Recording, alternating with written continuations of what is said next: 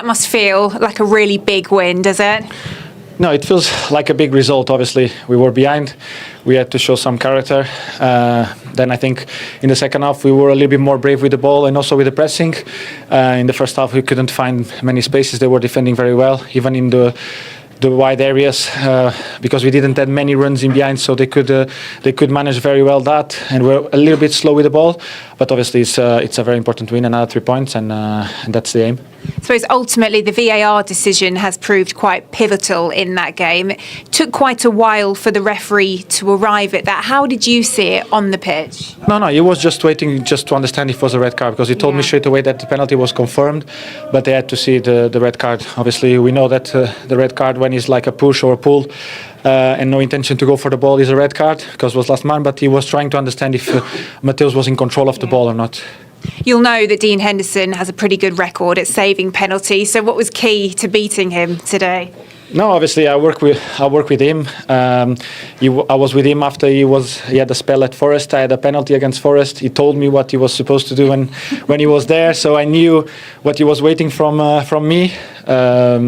He even told me now at the end that he wanted to go again to the same side as he did last week and save it. Luckily for me, he went to the other side as I thought, and the ball went in. Well, you weren't done there. It was the perfect ball into Benjamin Sesko. How much trust do you have in him at the moment with the goal-scoring form that he's in? No, he's a very good player. You know, he just wanted to find his confidence back, and I think he can do much better. And he's a kid that always wants to improve, and I think he's aware of that. He's never happy with just a goal, and that's very important for a player to play at this club, because when you kind of relax and feel yourself too much, you go through the wrong path. But he's very aware that he needs to score week in, week out at this club, and he's doing that. And for everyone at the club, everyone is very happy with the progress he's having, and hopefully he's going to have even more goals until the end of the season. Well, as a team, you are making great progress. What does this result do for your top four ambitions? No, obviously he gives us a chance to get closer to get to the third place now, but it's a lot of games to go still, and we have a lot to do. It's very important that we, as I said before, we don't feel that we are already in the place we want to be, because the season still has a lot of games to play, 10 I think, and that's a lot of points in game, and so we need to make as much points as we can. Well, for now, enjoy this victory. A great team performance, but you are the player of the match. Well done. Thank you very much. Thank you. Well, Michael, congratulations. What a turnaround to maintain this unbeaten start you've made. How do you sum up the performance? Yeah, I'm really happy. I think it was a test for us today, and you know, coming in at half time and go down, something slightly kind of new for us, and so I thought we didn't start the game great. Credit to Palace, they did, and I thought then we grew into the game as the half went on, and certainly second half, I thought we stepped up again, and it was a big thing to overcome, being a goal down at home so early, and to win the game against a team that they're tough to break down and they're well organised. So it was a big step for us today, and I was really happy with the way the boys kind of approached that and reacted to it, and got there in the end. Yeah, before you reached the turning point, that first half, when you drill down into it, where do you think you perhaps struggled to find your rhythm a little bit? I'd rather talk about the hour after that, really. I think it's football, you know, they're a good team, and it doesn't take much for the game to swing both ways, and we just weren't quite sharp enough, and we weren't quite there. And so I've been there as a player. You just got to work your way out of it, and the boys did. So we'll obviously look at it, you know, and we'll address it. But I thought there was a lot of good things in the game that we can take from moving forward as well. I suppose the pivotal moment then, the decisions. How did you see both at the penalty and the red card? The referee took his time a little bit, but was it clear to you?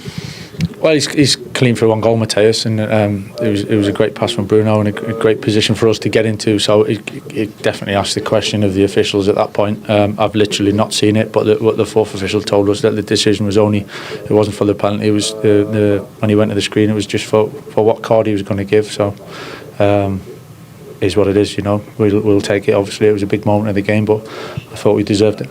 Yeah, I suppose it's one thing having the extra man, but then really taking advantage of that situation. How do you think the players were able to do that so well? Yeah, it's a difficult balance, that, you know, because they obviously still set up to break forward and got dangerous players, and they had moments when we had to kind of react and deal with it. But yeah, again, credit to the boys, you know, and breaking down that defence that's kind of so well drilled, you know, and we did it in different ways. We could have had more, so it was a good way to finish the game. Sesko on the score sheet again. What did you make of his performance as a whole this afternoon? Yeah, Ben's there to score goals, and he's done enough of that lately, and it's something that I've said it. He's going to be an important player. He is an important player. He's going to be even more important as he kind of progresses and improves all the time. So to get his start today, for me, it wasn't a big drama. It was a natural kind of decision, and Ahmad coming on and rotating a little bit. But for Ben to get that goal again, that's some really important goals he's got for us, and it was a fantastic header. And up to third, does it feel like quite a significant result in your top 4 ambitions this season? It was more the way the game went, to be honest. I think wherever we are in the league, I think there was more of, as I said, that new kind of challenge in some ways for us to be down like that at home and overcome it. I think that was the biggest thing from today. Yeah, we've moved up a position, which obviously is nice, but you know, it's 1 week, it's one weekend again, so we're not getting carried away with that, but it's more the performance and the way we've done it. I think that the boys will benefit a lot from that. And before you go, how about Luke Shaw? What can you tell us there exactly? He just wasn't well. He was ill, so Right. so yeah, he recovers really, but he'll be going home and wrapping himself up and getting back as quick as possible, so hopefully it's not too bad. And just to check on Harry Maguire, he looked like he might have been in a bit of discomfort as he was leaving the pitch. Yeah, we'll see with Harry. We'll see, but hopefully he'll be ready for Wednesday, you know, and I thought the boys that came on actually had done really well for us today, and we needed it, so good day for Off there here on Sky Sports Premier League. We'll take you through what's happened in the 3 2:00 games. They've all finished. They had a very symmetrical afternoon so far. 2-1, all of the games, all the home sides winning. We'll start at Old Trafford. And this goal that Crystal Palace took the lead with still annoys you from a defensive point of view, doesn't it? It does, but take nothing away from Crystal Palace in the first half. I thought they were exceptional and deserved to go in at half-time leading. Great ball in by Brennan Johnson. They've looked at this space where you think, where can we utilise Lequire, and he gets free, drive on the ball. But from a defensive point of view, which I said, I really don't like it. I see defenders, I see forwards doing. Get your eye on the ball, see your body position, get it right, see the player and the ball, and then that's travelled a long way. He has the opportunity to leave the man and go and attack it, and he didn't do that. Great header, and then his afternoon completely changes. So, penalty first of all for you. Is it a foul? Yes, it's a foul. I mean, a great ball from Bruno Fernandes, and the fact that the ball goes down the side, Cunha gets away from Lequire. He has his hands on top of him, he pulls it back. Was it enough for Cunha to go down? As it continued from outside, inside, you can see his hand still on the top of Cunha's shoulder. Whether it be 2 fingers, a full hand, it continues. So he's in the box, so it's a penalty. It's a penalty in my opinion. And then the final decision is, look, he hasn't made an attempt to play the ball, so has he denied a goal-scoring opportunity? That's when it comes in. Is this a dog's out? Is that denying of a goal-scoring opportunity? And in my opinion, as soon as he gets goal side and he goes down, that is an opportunity for Cunha to score a goal. So the red card, if you're going to give the penalty, has to be the only decision for you. You have to. Once he's decided that the foul that started outside continues in, then Chris Kavanagh has no alternative but to give a red card. Very soft. He goes down. If he doesn't go down, Cunha, would he have got it? I'm not too sure. There's the penalty kick as well. Chris Kavanagh, of course, the referee in that FA Cup game between Aston Villa and Newcastle where there was no VAR, and he got a lot of criticism from that. And then the winner. Yeah, we've talked about Sesko before how good he can be. Got an opportunity to start, and this is an outstanding header. I talked about Bruno putting the ball in an area, and then can you forward get in front of the defender? He can, and then as he got the accuracy and the power to be able to generate that ball down into Dean Henderson's left-hand post, he does. Top finish to player who's in certainly an awful lot of confidence, form, and what the goal scorers want to do, score and get the winning goal. He didn't have many opportunities, did he? He had the one header in the first half, I suppose, and then the header in the second half. But you've got to take the chance when it comes your way. You do, and he's been waiting probably a long time to go. Michael Carrick, can you give me an opportunity to start a game? He came on against Everton on Monday night, he gets his goal, and now the question was going to be, was he getting an opportunity to start? He did. He didn't get an awful lot of service. He got one in the first half. He's built up play, and you start thinking, is he a super sub? Joe, thank you very much indeed. Manchester United into the top 3 of the Premier League at the end of a match round. for the first time, listen to this, since May 2023. They were 11 points behind Aston Villa when Michael Carrick was appointed. They are now above them in the table. It's 6 wins out of 7. It's an unbeaten record. They were 1 down against Palace. They've won it 2-1, but 7 minutes into the second half was the big talking point. The awarding of the penalty and the red card. Take it away. Yeah, I mean, we've debated this. For me, I think that's the start of the foul, if there is a foul there. Look, the tug there is outside the penalty area. It's an easy one to give for me, outside, free kick outside. And then to get a sending off here, and we're not really in agreement with that. Gaffer, I can't see, Steve, where the impediment is there in respects of pulling him back for him to be sent off. Yeah. You know, if he feels it's a foul, then it's a foul on the edge of the box for me. But a penalty and to be sent off is absolutely ludicrous for me. Because I think he just lets go. It's a good penalty from Fernandes, but he just lets go at the right time. The pull of the shirt is starting outside the box, way outside the box.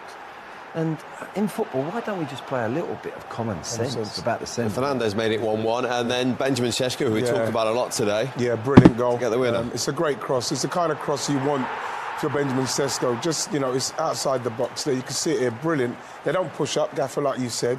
But this is the brilliant part of Sesko.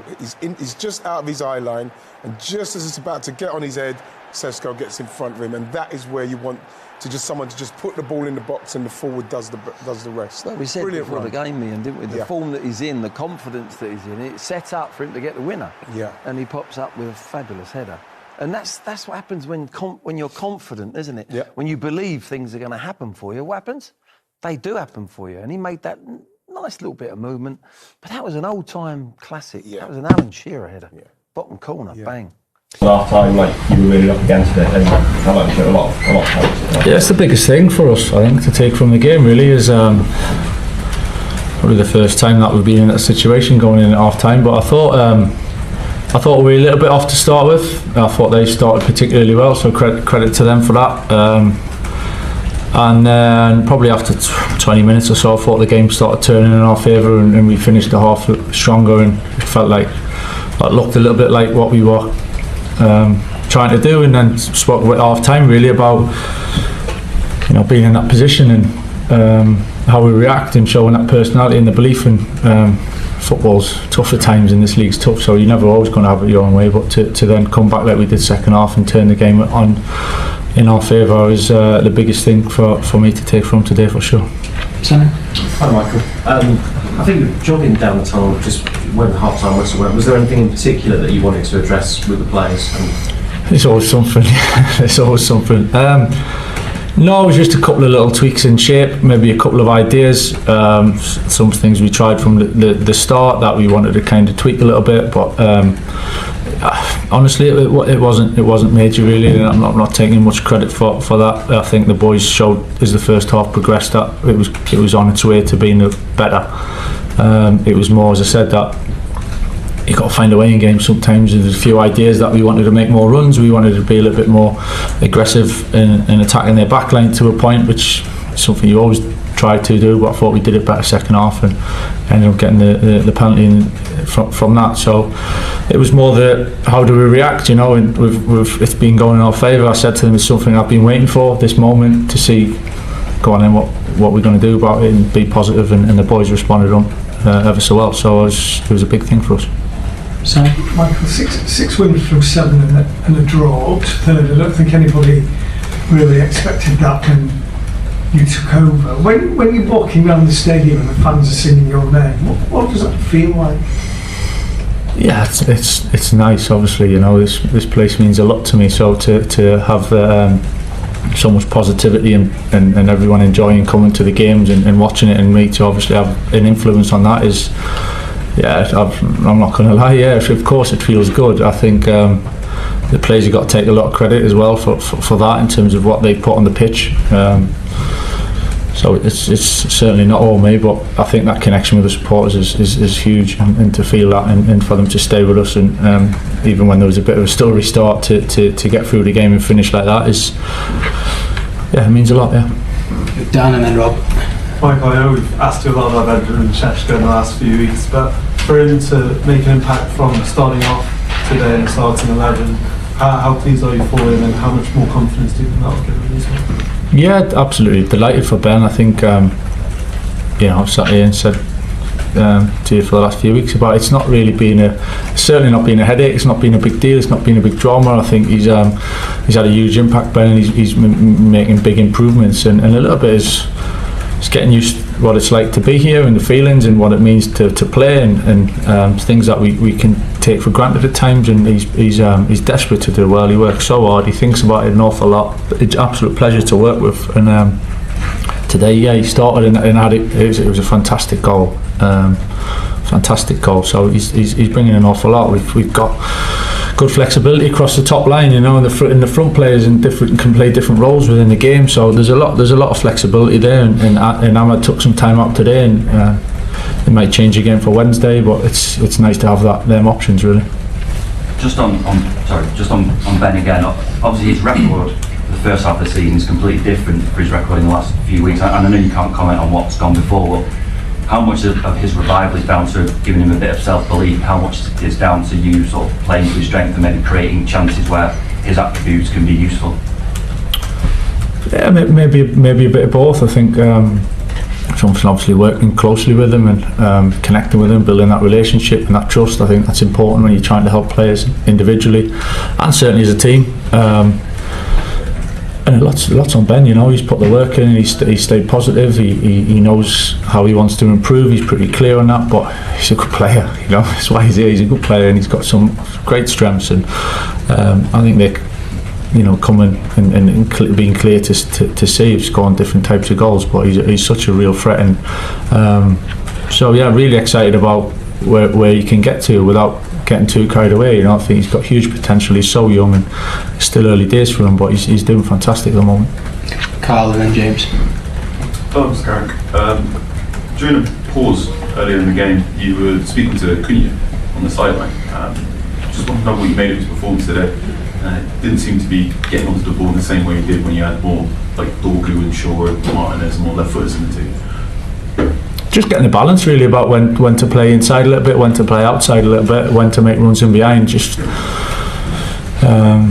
again, Matthijs, he thinks a lot about the game. He's really good in terms of wanting to know certain things, and it was just one of them. It was probably because he was the closest one to me, so we ended up having a conversation. But he's conscious of where the space is and trying to attack certain spaces. Sometimes it's wide. I thought, particularly second half, at times he looked dangerous wide, going 1v1, which is something he can do, and then he's inside the pitch a little bit more to create the moment for the penalty. So nothing major, just little bits of information here and there.